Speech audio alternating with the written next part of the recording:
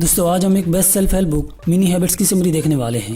ये बुक हमारी हैबिट्स की इंपॉर्टेंस बताती है और ये कि कैसे हमारी छोटी छोटी हैबिट्स हमारी लाइफ में बड़े चेंजेस ला सकती हैं। ऑथर कहते हैं मिनी हैबिट्स इसलिए ज्यादा इफेक्टिव होती हैं कि छोटे काम कंप्लीट करना बहुत आसान होता है बड़े टास्क के कंपेयर में, इसलिए उन्हें पूरा करने पर हमारा मोटिवेशन और सेल्फ स्टीम बूस्टअप हो जाता है, इसलिए हम आगे बढ़ने के लिए इंकरेज्ड होते हैं। उसकी रीजन ऑथर ये बताते हैं कि हर रोज थोड़ा थोड़ा काम करना बहुत ज्यादा इम्पैक्ट क्रिएट करता है और ज्यादा वैल्यू ऐड करता है एज कम्पेयर कि आप एक ही दफा कोई बड़ा टास्क कर लें, क्योंकि रोजाना थोड़ा थोड़ा काम करने से आपको ज्यादा एफर्ट नहीं लगानी पड़ती और आप ज्यादा अनकंफर्टेबल नहीं होते, इसलिए आपका माइंड काम करते वक्त ज्यादा रेजिस्ट भी नहीं करता, क्योंकि जब एक्शन लेने के लिए रेजिस्टेंस कम से कम हो तो वहाँ ज्यादा विल पावर यूज नहीं करनी पड़ती और इस तरह से हमारे माइंड का एनर्जी लेवल ग्रेजुअली डिक्लाइन होता है, इसलिए हम थ्रू आउट द वर्क थकावट महसूस नहीं करते। लेकिन अगर यकदम से हम कोई बड़ा टास्क एक ही दफा कंप्लीट करने की कोशिश करते हैं तो एक तो हमारा माइंड उसमें बहुत ज्यादा रेजिस्टेंस शो करता है, क्योंकि इस काम के लिए ज्यादा एफर्ट रिक्वायर होती है जो कि हमारे माइंड को अनकंफर्टेबल कर देती है। और दूसरा ये कि अगर वो काम हम स्टार्ट कर भी लेते हैं तो इसमें हमारा एनर्जी लेवल तेजी से डिक्लाइन होने लगता है, इसलिए वो हैवी टास्क शुरू करने की थोड़ी देर बाद ही हम लेजीनेस या इनएक्टिव फील करने लगते हैं। इसलिए हमें अपनी मिनी हैबिट्स और मिनी एक्शन पर ज्यादा फोकस करना चाहिए और अपने बड़े से बड़े टास्क को छोटे छोटे सेगमेंट में डिवाइड करके हम उसे इजीली पूरा कर सकते हैं। अब अपनी इन मिनी हैबिट्स को अपनी रूटीन और डिसिप्लिन का हिस्सा बनाने के लिए आपको 8 स्टेप फॉलो करने हैं जो कि ऑथर ने इस बुक में बताए हैं। अगर इन मिनी हैबिट्स को आप अपने अंदर डेवलप कर लेते हैं तो आप इनकी हेल्प से बड़े टास्क एफिशिएंटली पूरे कर सकते हैं और इन स्टेप्स के जरिए आप अपने अंदर कोई भी न्यू हैबिट डेवलप कर सकते हैं। तो चलिए वो 8 स्टेप एक एक करके डिस्कस कर लेते हैं। Habit number 1, choose your mini habit and habit plan.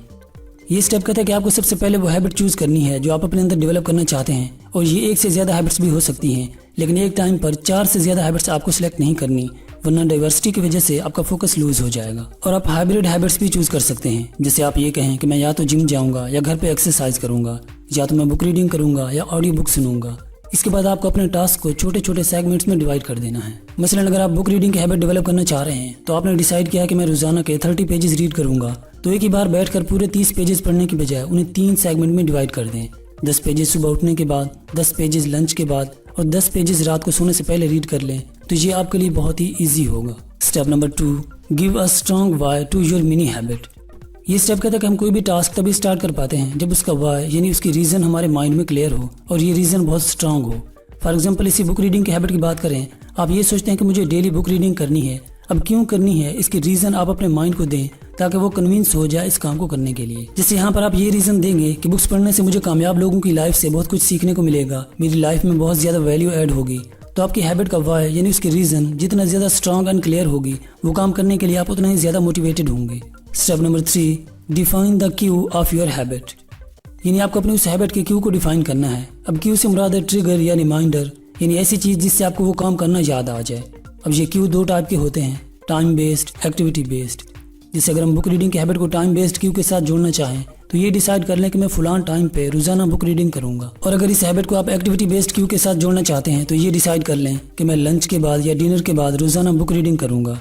जब आपने अपने हैबिट के क्यू को डिफाइन कर लिया तो अब आपको इस बात को श्योर करना है कि वो टाइम आने पर आप सभी काम छोड़कर अपनी उस हैबिट की एक्टिविटी की तरफ स्विच कर जाएं, क्योंकि हैबिट्स हमेशा कंसिस्टेंट एक्शंस की वजह से बिल्ड होती हैं। Step number 4, define the reward of your habit. Author कहते हैं कि हम कोई भी टास्क तभी परफॉर्म करते हैं कि उसके पीछे हम कोई ना कोई रिवॉर्ड एक्सपेक्ट कर रहे होते हैं।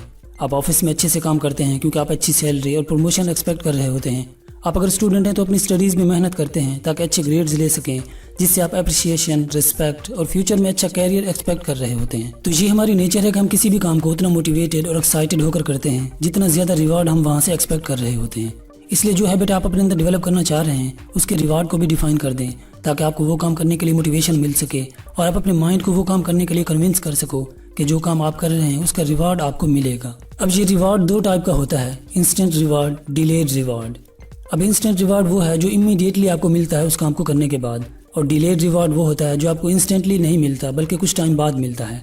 अब अक्सर लोगों का माइंड रिजल्ट ओरिएंटेड होता है, इसलिए वो इंस्टेंट रिवॉर्ड पाना चाहते हैं, इसलिए वो यहाँ पर इंस्टेंट रिवॉर्ड को डिफाइन करें, वरना आप डिलेड रिवॉर्ड को भी लिंक कर सकते हैं। फॉर एग्जांपल आप वेट लॉस के लिए एक्सरसाइज स्टार्ट करते हैं तो वेट लॉस यहाँ पर इंस्टेंट रिवॉर्ड नहीं है बल्कि डिलेड रिवॉर्ड है, क्योंकि वो तो कुछ महीने के बाद ही वेट लॉस होगा। अब यहाँ पर इंस्टेंट रिवॉर्ड आप ये रख सकते हैं कि मैं रोजाना एक्सरसाइज करूंगा तो अपने कामों में सारा दिन एक्टिव रहूंगा और काम में बोरिंग या स्ट्रेस फील नहीं करूंगा, और इसके साथ साथ मेरी हेल्थ भी स्ट्रांग होती जाएगी। तो इस तरह से जब आप अपने उस हैबिट के रिवॉर्ड को डिफाइन कर देते हैं तो उसे परफॉर्म करने के लिए आप मोटिवेटेड होते हैं ताकि वो रिवॉर्ड रिसीव कर सकें। Step number 5, right everything down. ये तो आप जानते होंगे, writing is the most efficient form of thinking. इसलिए आपने जो हैबिट डेवलप करनी है वो हैबिट, उसका प्रोसेस, उसका क्यू और रिवॉर्ड सब कुछ एक पेपर पर लिख लें, क्योंकि ये रिसर्च से प्रूव्ड है कि हमारे रिटन टास्क ज़्यादा इम्पैक्ट क्रिएट करते हैं हमारी लाइफ में, क्योंकि इन्हें फोकस करना ज़्यादा इजी होता है। और इसके लिए आप कैलेंडर का यूज़ भी कर सकते हैं, जिसे आप अपने रूम में ऐसी जगह पर रख दें जहाँ से हर वक्त आप उसे देख सकें, और हर दिन अपना टास्क पूरा करने के बाद कैलेंडर के उस डे पर क्रॉस का निशान लगा दें। इससे आपके माइंड को सेटिस्फेक्शन मिलता है कि वो प्रोग्रेस कर रहा है, इसलिए वो ज़्यादा एक्शन लेना चाहता है। Step number 6, complete small parts at high will power. ये स्टेप कहता है कि हमने अपने बड़े टास्क के जो छोटे छोटे सेगमेंट बनाए थे, उन छोटे सेगमेंट्स को दिन के उस ड्यूरेशन में करें जब आपके विल पावर और एनर्जी लेवल हाई होता है, क्योंकि पूरे दिन में हमारा एनर्जी लेवल फ्लक्चुएट होता रहता है, कभी हाई तो कभी लो हो जाता है। इसलिए जिस टाइम पे आपको सबसे ज़्यादा एनर्जेटिक फील होता है, जो कि आमतौर पर सुबह उठने के बाद होता है, तो आप अपना वो टास्क उसी वक्त करें, क्योंकि आप जब भी कोई काम करना चाहते हैं तो आपका माइंड आपके टास्क और आपके विल पावर को कंपेयर करता है। अगर उस वक्त आपके विल पावर आपके टास्क के कंपेयर में लो होती है तो आपका माइंड उस काम के लिए नो बोल देता है, और ये वही टाइम होता है जब आप कह रहे होते हैं कि मेरा काम करने का मूड नहीं है अभी। आपका माइंड किसी टास्क को तभी परफॉर्म करता है जब विल पावर आपके टास्क से ज़्यादा होती है, तभी आपका माइंड रेडी होता है एक्शन लेने के लिए, क्योंकि उसके पास इतनी एनर्जी कंजर्व्ड होती है कि वो उस टास्क को एग्जीक्यूट कर सकता है। अगर आप अपने टास्क मैनेजमेंट में कंफ्यूज होते हैं, कौन सा काम कब करना है आप ये डिसाइड नहीं कर पाते, तो उसके लिए मेरे चैनल पर व्हेन बुक समरी मौजूद है, जिसमें हमने डिटेल से इसके पूरे प्रोसेस को डिस्कस किया है कि मेनली लोगों का क्रोनोटाइप 2 किस्म का होता है, या तो वो अर्ली राइजर होते हैं या लेट वर्कर। अब अर्ली राइजर का दिन के किस टाइम पे विल पावर हाई होता है और लेट वर्कर का किस टाइम पे इनका माइंड सबसे ज़्यादा प्रोडक्टिव होता है, ये सब कुछ हमने वहाँ पर डिस्कस किया है। वीडियो का लिंक मैं डिस्क्रिप्शन में दे दूंगा, आप वो वीडियो ज़रूर देख लीजिएगा। तो आपको अपना रोज़ का टास्क उस वक्त करना है जब आपका एनर्जी लेवल हाई होता है। Step number 7, take actions and drop high expectations. ये स्टेप कहता है कि हमारा सेल्फ इमेज बनता है हमारे एक्शन से, ना कि हमारी एक्सपेक्टेशन से।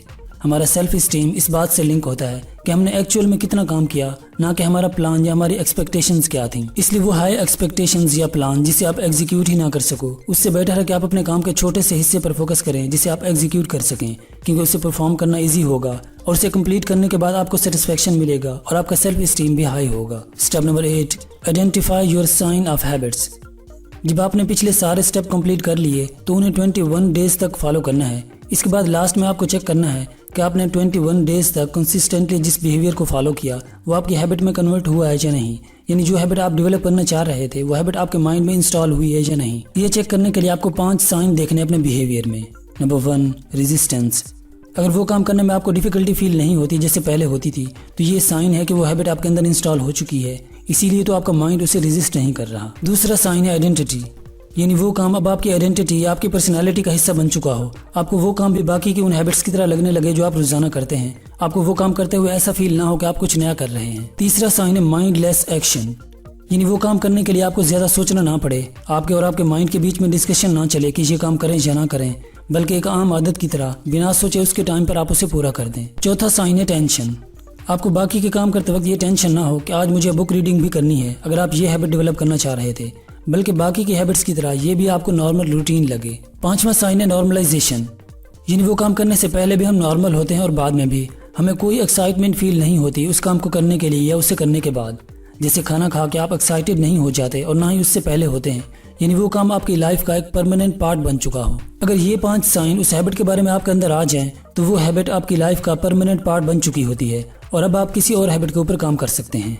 अब आखिर में पूरी बुक के 8 स्टेप्स को एक बार इकट्ठे देख लेते हैं जो कोई भी हैबिट डेवलप करने के लिए आपको फॉलो करने हैं।